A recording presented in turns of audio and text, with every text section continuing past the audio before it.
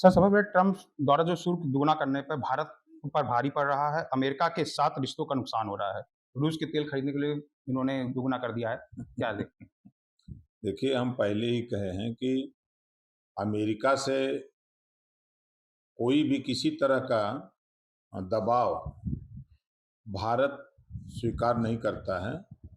भारत के पास तमाम ऑप्शन हैं। इसी नाते तमाम देशों से अपना संबंध अच्छा बना करके रखा जाता है कि कहीं से किसी प्रकार की कोई दिक्कत ना हो। तो आज ट्रंप को ये समझ में आ गया कि क्या होना है। तो भारत स्वतंत्र है और अपने हिसाब से अपने देश की व्यवस्था चलाने के लिए, चाहे वो आर्थिक नीति हो, चाहे विदेश नीति हो, चाहे कृषि नीति हो, चाहे कोई नीति हो, हर क्षेत्र में भारत निपुण है। और देश के प्रधानमंत्री खुद निपुण हैं। जो ट्रंप का जवाब उन्होंने दिया ना, तो जो प्रभावी शुल्क लग गया है, इसमें भारत अमेरिका के रणनीतिक रिश्तों में गंभीर प्रभावित भी होगा इसके लिए। कोई दिक्कत नहीं है। अगर अमेरिका के पास हथियार है तो हम लोगों के पास, भारत के पास भी हथियार है। कोई दिक्कत नहीं है। अमेरिकी सलाहकार हेसन का बयान आया है कि अगर भारतीय नहीं झुकते हैं तो ट्रम्प भी नहीं झुकेंगे। कौन जरूरत है? भारत तो खुद है 2047 तक आत्मनिर्भर और विकसित भारत होने जा रहा है। प्रयास उसमें पूरा देश लगा हुआ है। तो हम अमेरिका से क्यों डरेंगे? क्यों उनके ऊपर निर्भर रहेंगे? व्हाइट हाउस के सलाहकार ने रूस यूक्रेन युद्ध को बताया कि मोदी की लड़ाई है। ताकतवर भारत है तब न लड़ाई है। कहा कि मोदी की ही लड़ाई की वजह से आत्मा का बढ़ावा मिल रहा है। अमेरिका करदाताओं पर बोझ पड़ रहा है। उन्होंने कहा कि भारत रूस तेल खरीदना बंद करें, 25% छूट मिलेगी। देखिए, अमेरिका अपने हिसाब से अपने देश में काम करता है। चीन, रूस, जापान, भारत, सारे देश अपने अपने हिसाब से काम करते हैं। किसी का कोई वो नहीं है। कुछ चीज़ें हैं, समझौते होते हैं। इन समझौतों पर जब देश, दूसरा देश खरा नहीं उतरता है, जब वो अड़चन करता है तो वो समझौते स्वतः समाप्त हो जाते हैं। विपक्ष का हमला है कि प्रिय मित्र ट्रंप को टैरिफ नीति तबाह करने वाली है। विपक्ष के पास कौन काम है? जब ये जान गए कि भारत उसको मानने को तैयार नहीं है, तो फिर तबाही की बात क्या कर रहे हैं? अखिलेश यादव कह रहे हैं कि उच्च अमेरिका शुल्क से उत्तर प्रदेश के निर्यात बर्बाद की कगार पर है।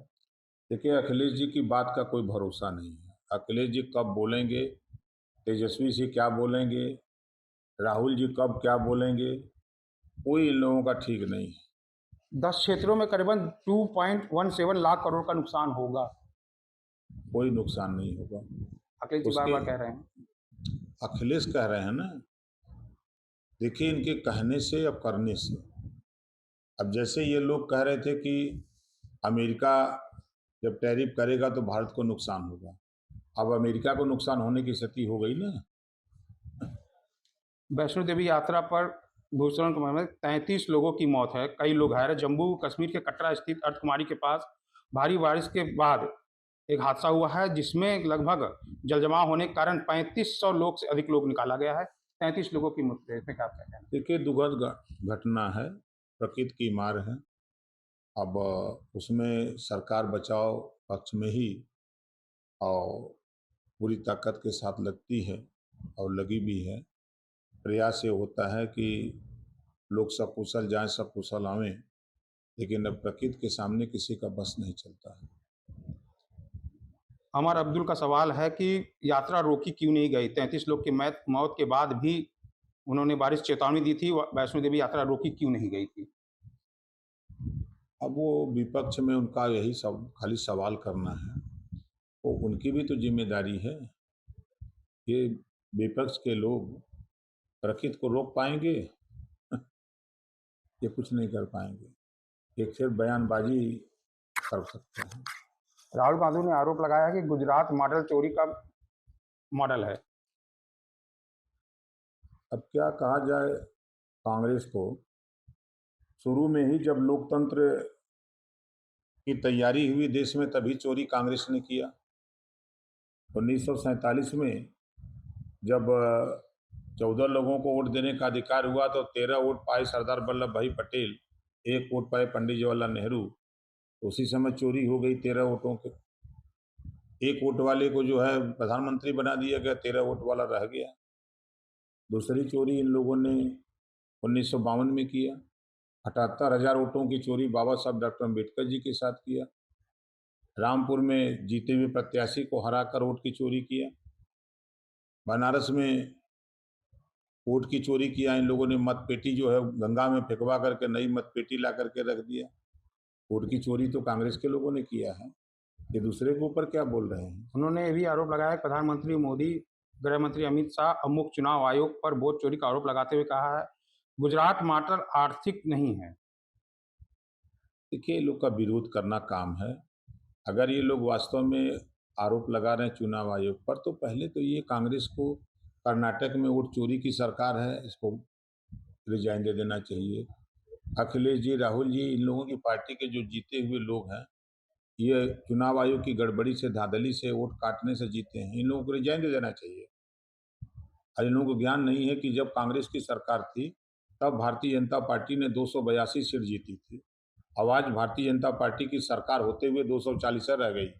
अगर चोरी करते तो 500 सीट जीतते। एमके स्टील ने बिहार में वोटर अधिकार यात्रा में भाग लिया और कहा कि मतदाता नाम हटाना आतंकवाद से भी बदतर है। इसके अलावा बेचारे क्या कह सकते हैं? कुछ तो कह नहीं सकते हैं। अब कह रहे चुनाव हैं आयोग का काम होता, चुनाव आयोग अपना काम करता है और उसका काम है वोट बढ़ाना, घटाना, काम करना। जो मृतक है उनका नाम निकालना, जो प्रदेश छोड़ के भाग गए हैं, दूसरे प्रदेश में रह गए हैं, उनका नाम हटाना, जो 18 साल के हो गए हैं उनका नाम जोड़ना। चुनाव आयोग तो यही काम करता है। वोटरों का हटाना आतंकवाद से संबंध लगाने का। वो गलत बोल रहे हैं, उनके बयान से हम लोग सहमत नहीं। आखिरी सवाल ये है कि बीजेपी बोल रही है कि मोदी गंगा जल की तरह पवित्र है, राहुल गांधी का परिवार चोर है। इस पे आप कहाँ तक? अब चोर को चोरा न कहा जाएगा। ये तो प्रत्यक्ष प्रमाण है कि सरदार वल्लभ भाई पटेल के साथ वोट की चोरी हुई, बाबा साहब डॉक्टर अम्बेडकर के साथ वोट की चोरी हुई 78,000। रामपुर, यूपी के रामपुर में वोट की चोरी करके जीते हुए लोगों को जितवा लिया। सही है तो कह रहे हैं, सबका बुरा कह रहे हैं। एक कह रहे हैं कि मोदी गंगा जल की तरह पवित्र है, इसको सही कह रहे हैं। उन्होंने ये भी आरोप लगाया है कि जो परिवार पर भ्रष्टाचार के केस हैं और भी जमानत पे हैं, उन्होंने कहा चौकीदार चोर चोरी का नारा भी राहुल पर उल्टा भारा पड़ा। निश्चित भारी पड़ेगा। उसका रीजन चूंकि इन लोगों ने जो किया है और उसका अब टाइम आ गया उनके ऊपर लागू होने का।